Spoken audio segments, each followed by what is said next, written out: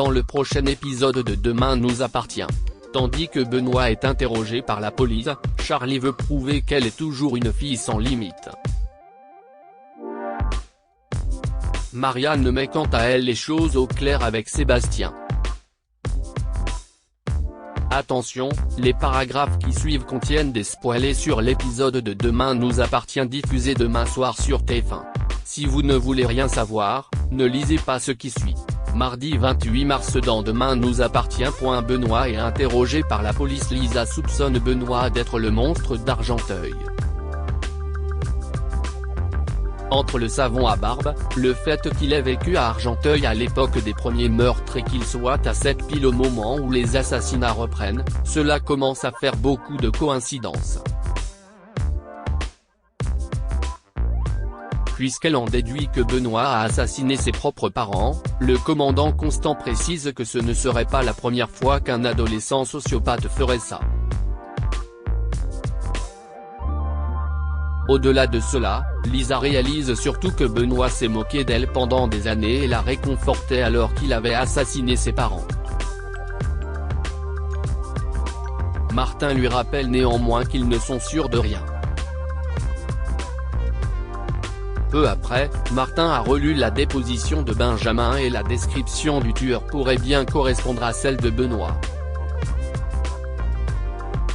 Lisa s'est quant à elle souvenue d'un détail. L'homme qui a tué Alma est resté muet et c'est ce que Chloé Delcourt a dit elle aussi. Le tueur connaissait donc les Delcourt, Benjamin Ventura et probablement Alma Guérin.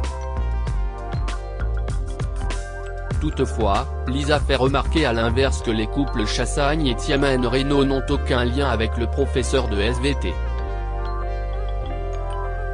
De son côté, Georges a du nouveau concernant la clé USB. S'ils savent que l'objet a été distribué dans un bar à Lille à la fin de l'année 2020, le policier a également découvert que Benoît vivait à Roubaix, soit à 15 km de là, à cette période. Et ce n'est pas tout puisque Georges a pu se procurer le dossier médical du suspect. Ce dernier était atteint d'une leucémie et a reçu une greffe de moelle osseuse en 2019, soit pile au moment où le monstre d'Argenteuil faisait une pause dans ses crimes avant de recommencer à Sète. Même si Benoît est certainement le meurtrier qui sévit à Sète depuis quelques semaines, le commandant Constant souhaite procéder à un prélèvement ADN pour en être certain. Par la suite, Lisa se rend au lycée et demande à Amel de garder ses distances avec Benoît. Face à ces questions, Lisa sous-entend que la police le soupçonne d'être le tueur. C'est pourquoi, elle somme sa petite sœur de ne pas s'approcher de lui et de rester prudente. Pendant ce temps, Audrey rend visite à Benjamin à son hôtel pour lui apporter à manger. Comme il n'a toujours pas prévenu Adrien de la mort de sa mère, Audrey propose de le faire sa place mais il refuse. Estimant que c'est à lui de le faire, Benjamin prend son courage à deux mains et appelle le jeune homme. Au commissariat, Georges a obtenu le bornage du téléphone de Benoît.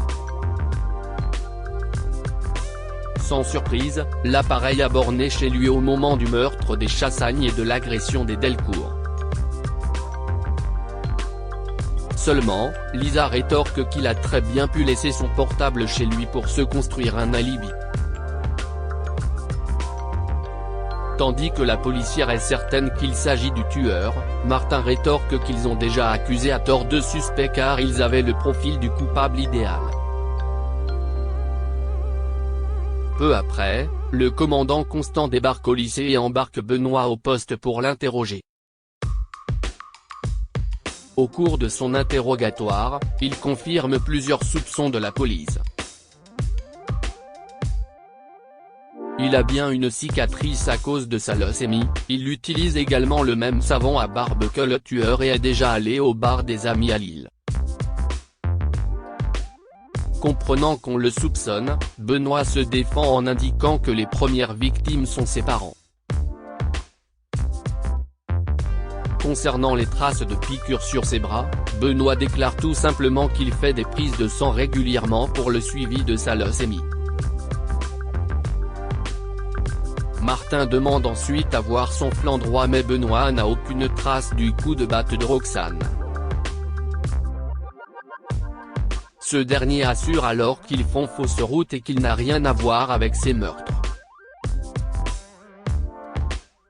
Toutefois, Benoît ajoute que ces coïncidences ne sont peut-être pas un hasard. En effet, le professeur pense que le tueur le traque depuis le meurtre de ses parents et s'amuse à n'être jamais bien loin de lui.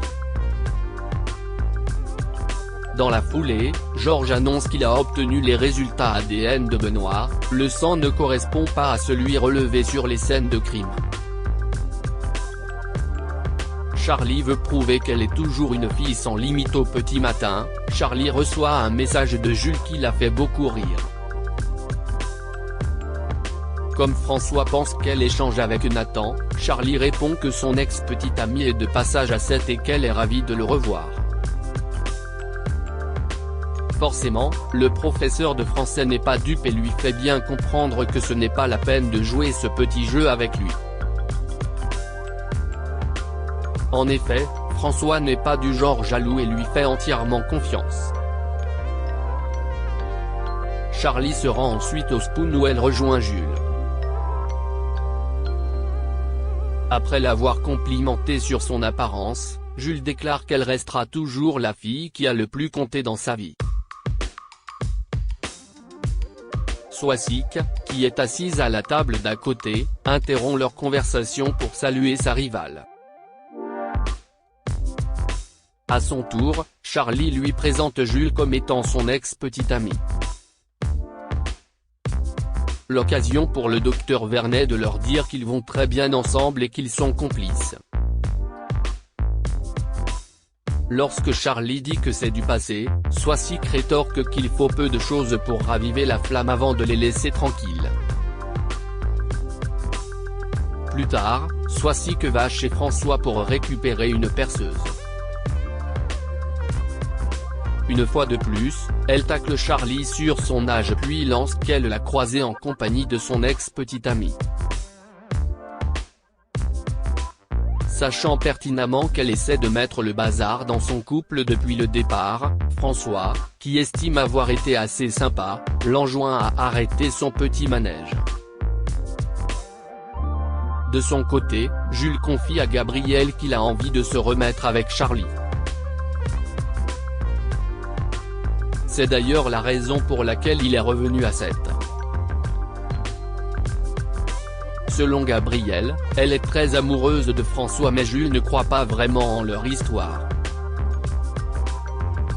Au moment où Charlie les rejoint et refuse de boire la bière qu'il lui propose, Jules l'accuse d'être devenu coincé depuis qu'elle s'est mise en couple avec un homme plus âgé. Pour lui prouver le contraire, Charlie boit finalement une bière avec eux. En allant peu après au Spoon, Charlie raconte à Nathan qu'elle va organiser une grande fête chez Sylvain et Christelle. En réalité, c'est uniquement pour prouver à Jules qu'elle est toujours une fille sans limite. Marianne met les choses au clair avec Sébastien. Marianne est en colère contre son mari car elle n'a pas vraiment apprécié que Renaud marque son territoire devant Sébastien. Un petit jeu qu'elle a trouvé particulièrement pathétique. Tandis que Renaud reconnaît avoir un peu exagéré, Marianne précise que Sébastien n'est pas tombé dans le panneau et qu'il s'est même montré digne. Comme elle le défend, Renaud se demande finalement s'il n'a pas de bonne raison d'être jaloux. Marianne retrouve ensuite sa fille à l'hôpital et lui raconte la soirée désastreuse de la veille. Quand Chloé cherche à savoir si elle a des sentiments pour le procureur, Marianne affirme qu'ils sont simplement amis. Sur les conseils de sa fille, Marianne va voir Sébastien à son cabinet. Une fois qu'elle lui a présenté ses excuses pour l'attitude de son mari, Marianne lui fait comprendre qu'elle ne veut aucune ambiguïté entre eux. C'est pourquoi, elle lui rend le foulard qu'il lui a offert tout en lui rappelant qu'elle est mariée. Plus tard, Sébastien reçoit la visite de sa petite fille. En voyant le foulard de Marianne posé sur son bureau, Camille ne peut s'empêcher de l'essayer. Si Sébastien veut lui offrir, Camille répond que ce n'est pas trop son style. Elle propose donc de le mettre en vente sur une application, ce qu'il accepte.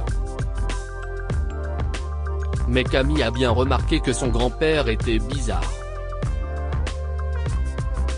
Pour brouiller les pistes, il lui fait croire qu'il est sur un gros dossier qui lui prend la tête. Non loin de là, Christelle présente ses excuses à Marianne pour avoir gaffé sur le foulard. Bien qu'elle ne lui en veuille pas, Marianne lui conseille cependant de rester discrète la prochaine fois.